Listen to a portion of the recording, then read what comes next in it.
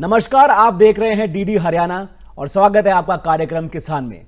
मेरा नाम है मानव आहूजा और आज बातचीत होगी साझेदारी की। एक ऐसी साझेदारी जो ग्रामीण विकास के लिए बहुत जरूरी है, एक ऐसी साझेदारी जिसके बारे में हमारे किसान भाइयों को जानना बहुत जरूरी है। और इसी विषय पर आज बातचीत करने के लिए हमारे साथ हमारे rural management expert madam Anjali Godiyal ji हमारे साथ स्टूडियो में। मैम, आपका स्वागत है, कैसे हैं आप? नमस्कार, मैं बहुत बढ़िया हूँ। Thank you Manav.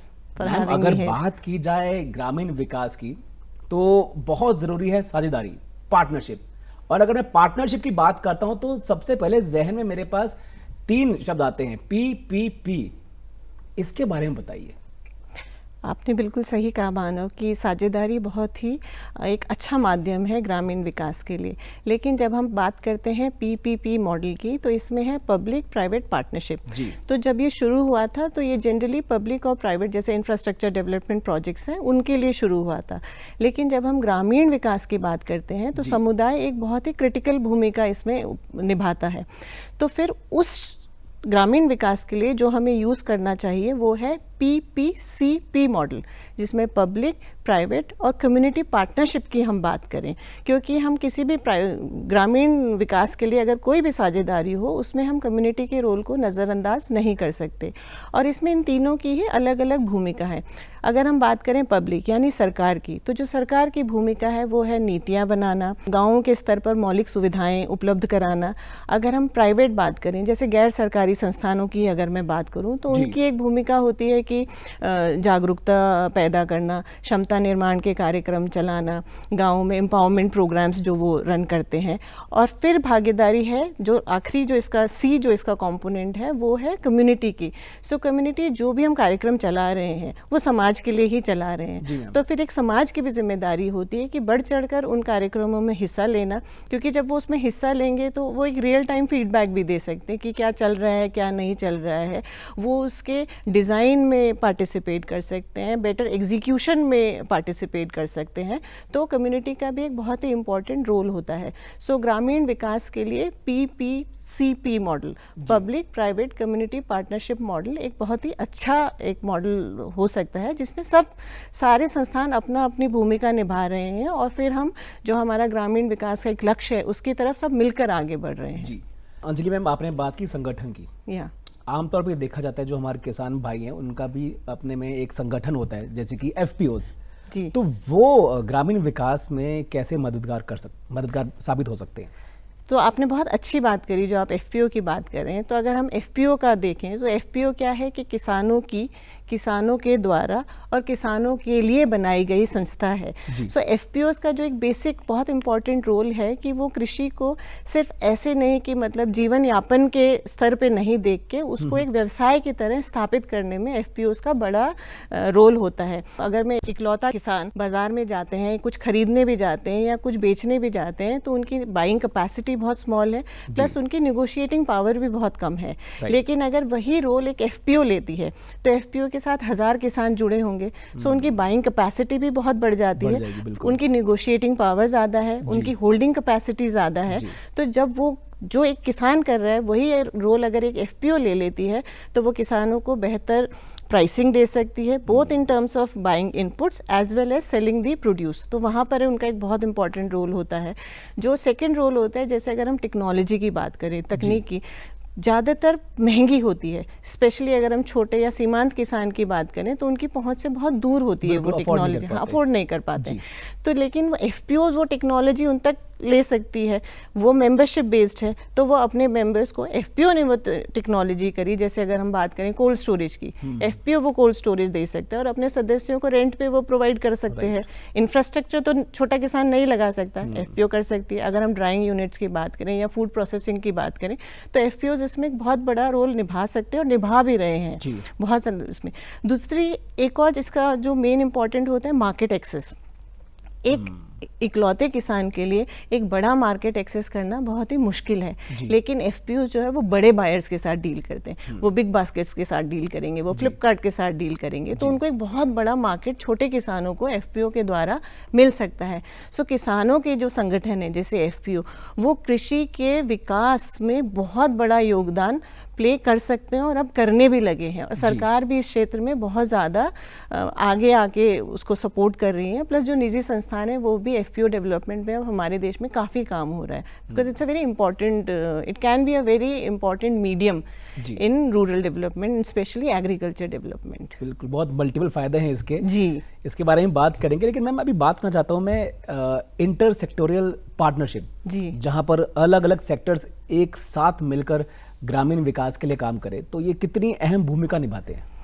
Inter sectoral partnerships are very critical, क्योंकि अगर हम देखें हर सेक्टर की अपनी उनकी एक स्ट्रेंथ है। जी। जब ये मिलके काम करते हैं तो हम एक दूसरे की स्ट्रेंथ को लेवरेज कर सकते हैं। सपोज अगर हम प्राइवेट सेक्टर या रिसर्च इंस्टीट्यूशंस की बात करें तो उनकी स्ट्रेंथ है इनोवेशन, टेक्नोलॉजी डेवलपमेंट, वो उसके ऊपर बहुत ध्यान देते हैं।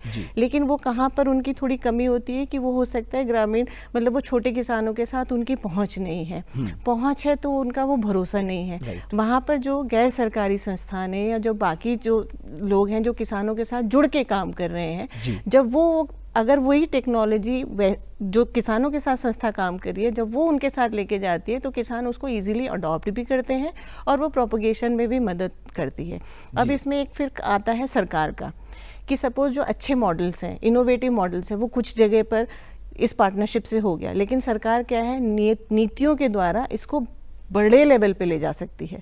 कि अगर हरियाणा के एक ज़िले में कोई अच्छा काम हो रहा है, सरकार ने उसे देखा और उसने ऐसी नीति बना दी कि अब हम पूरे हरियाणा में इसको लगा सकते हैं, तो सरकार की स्केल अप कैपेसिटी होती है। ठीक है, सो अगर हम देखें कि प्राइवेट सेक्टर की innovation and research and development की कैपेसिटी, जो गैर सरकारी संस्थान उनकी जो कम्युनिटी रीच और कम्युनिटी में जो उनका भरोसा है वो, प्लस सरकार की स्केल अप कैपेसिटी, अगर ये इंटर सेक्टोरल पार्टनरशिप है तो वो हर छोटे से छोटे किसान तक बहुत नई टेक्नोलॉजीज आसानी से पहुंचाई जा सकती है।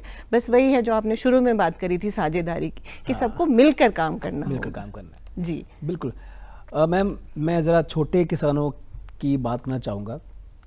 देखा जाता है कि कितनी बार सरकारी योजना या सरकारी सूचना जो कि बहुत ज़रूरी होती है वो हमारे छोटे किसान भाइयों तक पहुंच ही नहीं पाती है। जी, तो आप क्या सुझाव देंगे, ऐसे क्या सरल उपाय रहेंगे कि जिससे कोई भी हमारा जो किसान भाई है वो ऐसी योजनाओं का इस्तेमाल करने से वंचित ना रहे? जब आप सूचना की बात करते हैं तो सूचना के कई पहलू होते हैं। सो मेरे हिसाब से अगर हम 4 मोटे मोटे पहलू इसके देखें तो पहले सूचना में आता है एक्सेस, जी, कि उसकी पहुंच, कि वो हम सूचना पहुंचा कैसे रहे हैं। ट्रेडिशनल मीडियम है, डिजिटल मीडियम है, कम्युनिटी मीडियम है, लेकिन कई ऐसे क्षेत्र हैं जहाँ तक हो सकता है ये मीडियम भी ना पहुँच पाए। सो उनके लिए हमें एक स्ट्रैटेजी बनानी होगी। तो ये तो हो गई पहुँच। दूसरी है रिलायबल, कि चलो पहुँच भी गया पर मैं उस पर विश्वास करूँ या ना करूँ, वो किस सोर्स से मेरे पास आ रही है, वो सोर्स कितनी रिलायबल है। तो हमें रिलायबिलिटी के ऊपर भी काम करना होगा। आज भी अगर आप गाँव में देखें तो उनके लिए सबसे रिलायबल सोर्स है किसानों के लिए खाद बीज भंडार वाले जो दुकान में बैठे हैं। अब वो क्या सूचना देते हैं, उस प्रोडक्ट की ज़्यादातर सूचना देंगे जिनमें उनका मुनाफा हो। ठीक है, बट क्योंकि किसानों का उनसे रिश्ता है तो वो उस पर विश्वास करते हैं। तो अगर हम इंफॉर्मेशन पहुंचा रहे हैं तो हम उसके रिलायबिलिटी के ऊपर भी काम करना है कि वो रिलायबल है। अगर कोई एग्रीकल्चर एक्सटेंशन ऑफिसर या जो संस्थाएं किसानों के साथ काम कर रही हैं वो सूचना लेती है तो किसान उन पर भरोसा करता है। फिर इसका तीसरा पहलू आता है व्यवस्था, कि अगर कोई सरकारी कार्यक्रम है या सरकारी प्रोग्राम है, स्कीम है, वो मुझे कैसे मिले। आजकल बहुत ज़्यादा हमने देखा सब जगह डिजिटल हो गया है कि आप ऑनलाइन ही आवेदन करते हैं। तो उससे बहुत बार ये होता है कि जो छोटा या सीमांत किसान है वो अभी भी टेक्नोलॉजी का तो भय है ही, क्योंकि मोस्टली तो फर्स्ट जनरेशन यूज़र हैं, तो वो एक थोड़ा सा भय भी रहता है कि क्या भरें क्या ना भरें। तो वहाँ पर फिर एक वो गैप आ जाता है। तो डिजिटल के साथ साथ जो हमारे पहले जो फॉर्म भरते थे फिजिकल फॉर्म वाला, उसके ऊपर भी फिर हमें ध्यान देना चाहिए। तो ये और तीसरा होता है कि क्षमता, कि जो जानकारी मुझ तक पहुंची है या जो मैं स्कीम है, क्या मैं उसको अच्छी तरीके से अप्लाई कर सकूं, यूज़ कर सकूं, वो मेरी क्षमता है। तो क्षमता निर्माण के ऊपर भी काम करना है। जैसे बहुत अगर हम कृषि के उसमें करें तो जो डेमोन्स्ट्रेशन प्लॉट्स होते हैं या जो हम उनको जैसे बोला जाता है ना, सीइंग इज़ बिलीविंग, जहाँ पे कि आपको एक छोटे किसान को आप करके दिखा रहे हैं, क्योंकि उनका इतना रिस्क टेकिंग कैपेसिटी नहीं है। कोई भी नई जानकारी वो इतना इजीली नहीं करेंगे, वो पहले बड़े किसान को देखेंगे कि हाँ उन्होंने कर दिया, सफल है, फिर वो उसको अपनाएंगे। जो दिखता है वही बिकता है। हाँ, जो दिखता है वही बिकता है। तो उस प्रकार से हमें सूचना को डिवाइड करना होगा, और फिर जब हम ये चारों पहलुओं का ध्यान रख के कोई सूचना पहुंचाएंगे तो किसान उसको मानेंगे भी, उसको अप्लाई भी करेंगे, और फिर उनसे उनका फ़ायदा भी होगा। तो इस प्रकार से हमें सूचना के बारे में सोचना चाहिए, और उसके मीडियम भी इसी हिसाब से तैयार करने चाहिए। अब मैं सवाल पूछना चाहता हूँ आपसे इस विषय पर, बहुत ही खास बात है ये। एक और चैलेंज आजकल देखने को मिलता है कि जो हमारे आजकल के युवा हैं वो धीरे धीरे कृषि व्यवसाय से दूर जा रहे हैं। आपको क्या लगता है, क्या कारण है और क्या निवारण है इसका? ये मतलब बहुत ही सही आपने प्रश्न पूछा है, और ये सही में एक चैलेंज भी है, और मतलब ये एक रियलिटी भी हो गया है कि जो बच्चे हैं वो कोई कृषि में नहीं जाना चाहते। किसानों के बच्चे भी ये नहीं है कि कृषि उनके लिए, जैसे अगर आप बिजनेस देखें तो नेक्स्ट जनरेशन ऑटोमेटिकली वो फैमिली बिजनेस में आ जाती है, बट कृषि को हम वैसे नहीं देखते। तो इसमें बहुत सारे पहलू हैं। एक तो ये भी है कि आज भी हम जब किसान खेती के बारे में सोचते हैं या किसानों को प्रस्तुत करते हैं तो बहुत एक अमीर या बहुत ही व्यवस्थित ऐसे नहीं वो हम दर्शाते हैं। ठीक है, थोड़ा सा एक गरीब सा ही चित्रण देते हैं। तो युवाओं को भी ये लगता है कि कृषि में बहुत ज़्यादा पैसा, मुश्किल सी इमेज हाँ, मतलब वो परेशान है, या मतलब कुछ तो मतलब खुश ऐसे नहीं दिखाते हैं। हाँ, चिंतित सा चित्र दिमाग में आता है। ठीक है, तो अगर हम वही प्रस्तुत करते हैं तो वो परसेप्शन बन जाता है ना। जी। वो हो सकता है रियलिटी थोड़ी डिफरेंट है, लेकिन परसेप्शन क्या है। और अगर आप मीडिया में देखें तो वो वही खबरें चलती हैं जहाँ पर कि नुकसान है या जहाँ पर परेशानियाँ चल रही हैं, तो वो उसी हिसाब की इमेज भी बन गई है कि कृषि में ज़्यादा पैसा नहीं है, या फिर ये सिर्फ भरण पोषण के लिए ही है। लेकिन अगर हम उसी कृषि को अगर हम एज एन एंटरप्राइज प्रेजेंट करें, एज अ बिजनेस प्रेजेंट करें, तो आपका एक परसेप्शन बदल जाता है। वो छोटा बिजनेस भी हो सकता है, छोटे किसान छोटा बिजनेस, बड़ा किसान बड़ा बिजनेस, लेकिन जब आप उसको एज अ बिजनेस देखेंगे तब आप उसमें इन्वेस्टमेंट भी देखेंगे कि आपकी इनपुट कॉस्ट क्या है, लेबर कॉस्ट भी देखेंगे। आप उसमें ये भी देखेंगे कि ज़्यादा मुनाफा के लिए हो सकता है टेक्नोलॉजी इंटीग्रेशन करना पड़े। ठीक है, फिर आप उसमें मार्केट एक्सेस के बारे में भी ध्यान करेंगे। आप उसमें जो अगर उसको नुकसान होता है तो इंश्योरेंस के बारे में भी आप सोचेंगे, क्योंकि अगर कृषि में नुकसान है तो हमारा इंश्योरेंस का इतना व्यवस्थित अभी तक मॉडल्स है नहीं कि उनको पूरा का पूरा मुआवजा मिले। उसमें बहुत गैप्स हैं अभी। तो हम जब कृषि को एक व्यवसाय की तरह से देखने लगेंगे तो ये सारे के सारे मुद्दे हम ऑटोमेटिकली उसको एड्रेस करने लगेंगे, और किसान भी इसमें आगे बढ़कर फिर काम करेंगे, क्योंकि खेती सिर्फ भरण पोषण के लिए नहीं है, खेती फिर एक व्यवसाय है। तो हम पूरी की एंड फिर पॉलिसीज़ भी ऐसे ही बनेंगी, एज अ बिजनेस उसको देखेंगे। सो कहीं ना कहीं ऐसा मेरा मानना है कि खेती को जीवन यापन या भरण पोषण से आगे देखने की ज़रूरत है, उसको एज एन एंटरप्राइज और एज अ बिजनेस देखने की हमको ज़रूरत है, और उसी हिसाब से फिर नीतियाँ भी निर्धारित हों। जी, अंजलि गोदयाल जी, मैं एक खास विषय बात करना चाहूँगा, CSR एक्ट के बारे में बात करना चाहूँगा। पहले तो सरल शब्द में जानना चाहेंगे CSR एक्ट होता क्या है और कैसे ये NGOs और कम्युनिटी को फ़ायदा दे रहा है? तो CSR basically corporate social responsibility act है, जो सन 2013 में भारत सरकार ने लागू किया।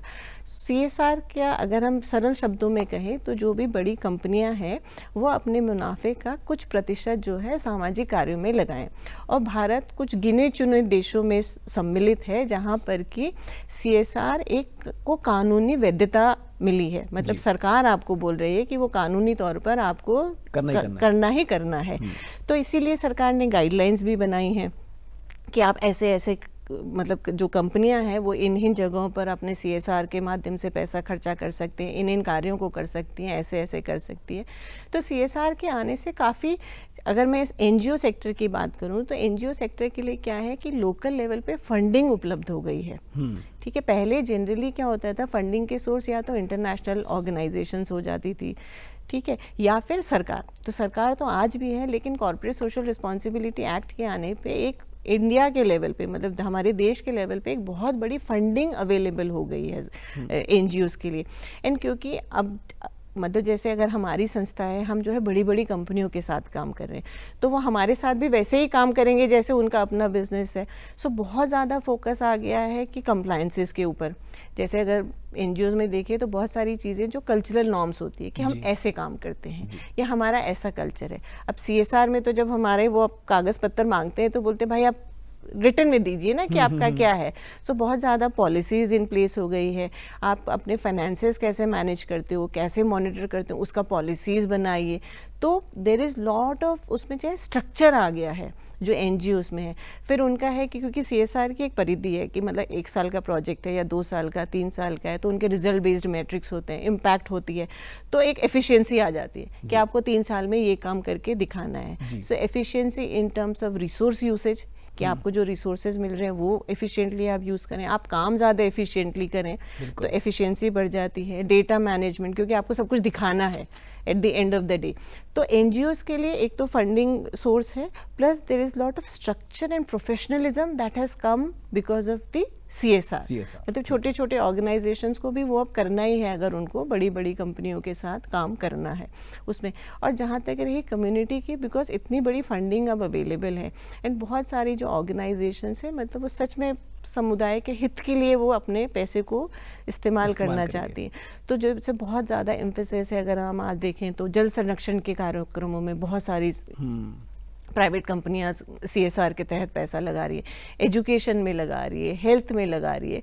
तो जहाँ जहाँ पे भी गैप्स हैं, स्पेशली अगर इंफ्रास्ट्रक्चर के गैप्स हम देखें तो जैसे स्कूलों में वो बहुत काम ऑर्गेनाइजेशन सीएसआर के थ्रू बहुत ऑर्गेनाइजेशंस काम कर रहे हैं। कृषि के क्षेत्र में बहुत नई टेक्नोलॉजीज़ आ रही हैं, जो भी नवाचार हो रहा है तो सीएसआर प्रोजेक्ट्स के थ्रू वो ज़्यादा से ज़्यादा लोगों तक पहुंचाया जा रहा है। तो वो कम्युनिटी का भी इसमें बेनिफिट है और जो हम एनजीओज़ हैं उनका तो फिर एक बेनिफिट हो ही है, क्योंकि मतलब स्ट्रक्चर है, रिसोर्सेज है, फंडिंग मिल रही है। हाँ, फंडिंग मिल रही है, ठीक है। कंप्लायंसेस, अगर आप छोटी जगह पे काम करते हैं और आपने आपके सारे स्ट्रक्चर्स रिटन है, SOPs डन है, तो आप इजीली एक्सपैंड भी कर सकते हैं क्योंकि आपने सब कुछ डॉक्यूमेंट करा है। नई जगह भी आपको यही फॉलो करना है। और कहने का जवाबदारी भी बन रही है। हाँ, जवाबदारी बहुत ज़्यादा इसमें बन रही है। जैसे मैंने बोला कि एफिशिएंसी है, आपकी अकाउंटेबिलिटी बहुत बढ़ जाती है, क्योंकि वो आपके जो पार्टनर है वो भी सरकार के लिए अकाउंटेबल हैं। तो फिर वही सेम अकाउंटेबिलिटी आपसे भी वो अपेक्षा होती है कि भाई आप भी उसी हिसाब से काम करिए, पैसे का हिसाब किताब ऐसे ही होना चाहिए, फील्ड में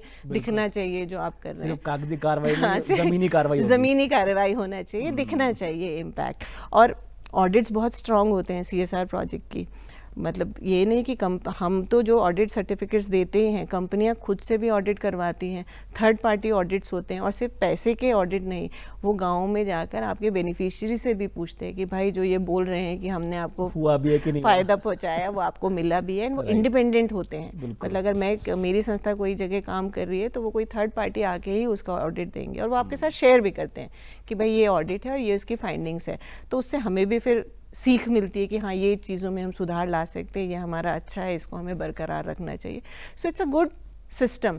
और जैसे हर सिस्टम में होता है, आपको सुधार की तो हर जगह आवश्यकता होती ही है जी। तो उसमें सीख भी रहे हैं, हम भी सीख रहे हैं, कंपनीज भी सीख रही है, सरकार भी सीख रही है और समय समय पर इसमें जो है अमेंडमेंट्स आते भी रहते हैं।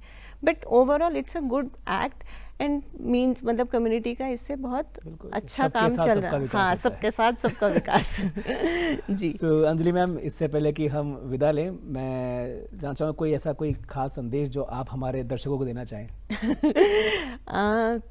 संदेश अगर हम, क्योंकि ये किसानों के लिए हम ये कार्यक्रम कर रहे हैं, तो बस मैं इतना ही कहूँगी कि जो मैं शुरू में हम बात कर रहे थे साझेदारी और पार्टिसिपेशन की, तो उसमें जो भी कार्यक्रम है मतलब समुदाय अगर उसमें आगे बढ़कर पार्टिसिपेट करते हैं तो एक तो ये है कि अगर कोई सरकारी कार्यक्रम है, अगर वो पार्टिसिपेट कर रहे हैं तो उसके अपटेक से पता चल जाता है कि वो अच्छे से चल रहा है कि नहीं चल रहा है। तो मतलब ऐसा बेनिफिशियरी नहीं, अगर हम उस सोच में थोड़ा वो करें कि एज अ कॉन्ट्रीब्यूटर हैं हम, कि हम बस उससे फ़ायदा नहीं उठा रहे हैं, हम उसमें कंट्रीब्यूट कर रहे हैं, वो हमारा ही हमारे लिए है लेकिन हमारे द्वारा संचालित हो सकता है। अगर वो सोच में आए तो जो भी ग्रामीण रूरल डेवलपमेंट के जो प्रोग्राम्स हैं उनके इम्पैक्ट प्लस सस्टेनेबिलिटी, मतलब उसका प्रभाव भी ज़्यादा होगा और उसकी व्यापकता भी ज़्यादा बढ़ेगी। ऐसा मेरा मानना है कि हमें थोड़ा सोच में मोर ओनरशिप एंड मोर कंट्रीब्यूशन को भी देखना चाहिए। बिल्कुल बिल्कुल बिल्कुल सही बात कही मैं आपने, और इसी खूबसूरत संदेश के साथ आज के कार्यक्रम को हम यही समाप्त करते हैं, लेकिन इसी वादे के साथ कि बहुत जल्दी मुलाकात होगी आपके साथ, एक नए विषय पर हम चर्चा लेकर आएंगे। अगर आप भी चाहते हैं कोई ऐसी विषय, खास विषय जिस पर हम चर्चा करें, तो हमारे स्क्रीन पर दिए नंबर पर आप हमें सूचित कर सकते हैं। व्हाट्सएप के माध्यम से भी आप हमें वीडियो शेयर कर सकते हैं, टेक्स्ट कर सकते हैं। मैं हूं मानव आहूजा, जल्दी मुलाकात होगी। नमस्कार।